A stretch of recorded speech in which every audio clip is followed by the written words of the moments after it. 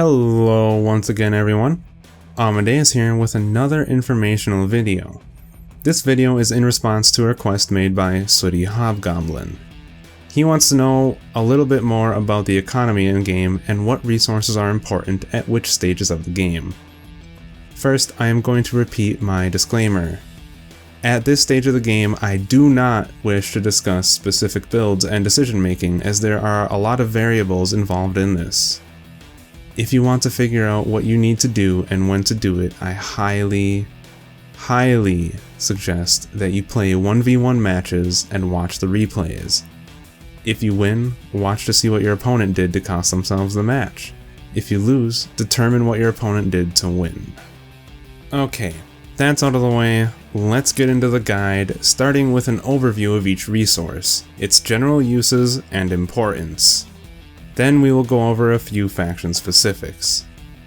The three harvestable resources in the game are oil, which is converted into cash and goes into a sort of a bank account, aluminum, and rare earth metal, which both have to be physically stored at your base. Let's start with cash. Money is arguably the most necessary of the three resources. Regardless of faction, most core units and structures require money to produce. However, it is also the easiest resource to come by. Whether it be refining oil, securing banks, capturing prisoners of war, or even deploying money-generating structures late game, there are many options available for you to acquire cash at all stages of the game. Next we have aluminum, or aluminium.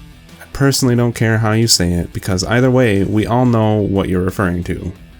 Aluminum fields are just as plentiful as oil fields, but there are far fewer ways to obtain aluminum outside of mining it.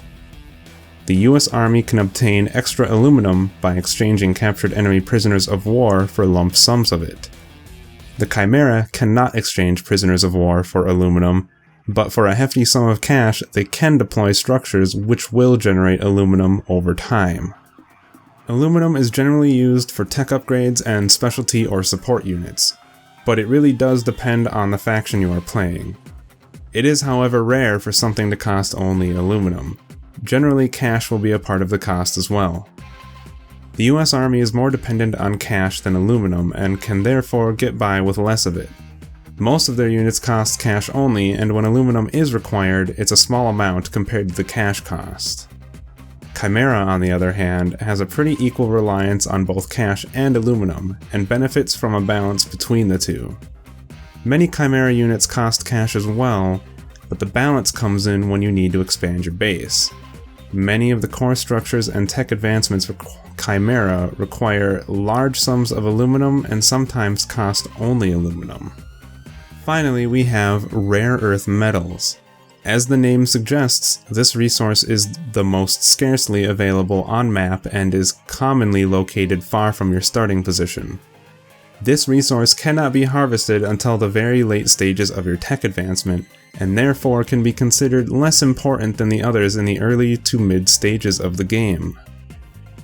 Rare earth is only used for the powerful specialty units and tech upgrades in the late game stages. It's also required to deploy and use super weapons and super weapon interceptors. Rare earth alone, however, will not get you very far. Most techs and units requiring rare earth to be produced generally still require cash or aluminum or both. Prisoners of war may be exchanged for rare earth minerals as well, but only after you have achieved the technology to harvest it first. Okay, now that we have the resources out of the way, let's discuss resource storage and the POW system. As a refinery extracts resources, they are stored at the refinery until a transport is ready to be loaded. Oil is physically stored and transported back to the base, but once unloaded goes into what I like to call your bank account. Unlike oil, aluminum and rare earth must be physically stored at your base before you can use them. All resources are at risk of being permanently destroyed after extraction, either at the refinery, in transit, or once stored at the base. The only exception is oil, which can only be destroyed at the refinery or in transit. Now, onto the prisoners of war. POWs come in a few varieties. wounded soldiers, vehicle crew, and pilots. There is no value difference between any of these, just the probability of generation. Vehicle crews are the most common because a single vehicle can produce up to 3 survivors from a single wreck. Pilots are second as they tend to frequently be able to eject from the aircraft at time. And wounded soldiers are rare until you upgrade your soldiers with non-lethal combat training. You do not need a prison facility to capture POWs. Capturing a POW will gain you an instant credit of $500 per POW. If you have a prison facility with room, the POWs will be sent there where you will get $4 per second per POW. This is a great way to earn more income, and POWs can be exchanged for other resources as well. And finally, let's discuss a resource that is present in most RTS games, even though it is not necessarily tangible or mentioned. I am talking about time.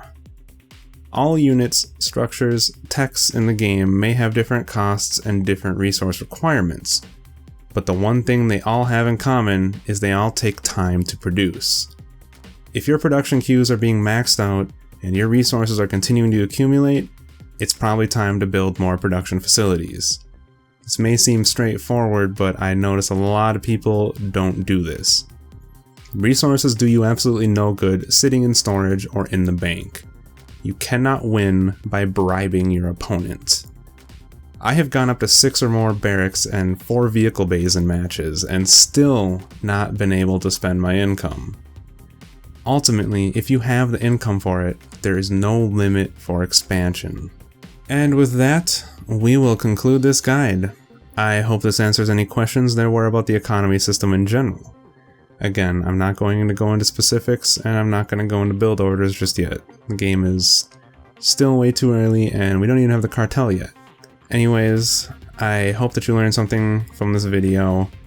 I hope your questions were answered, and there is more active aggression guides, gameplay, and content to come.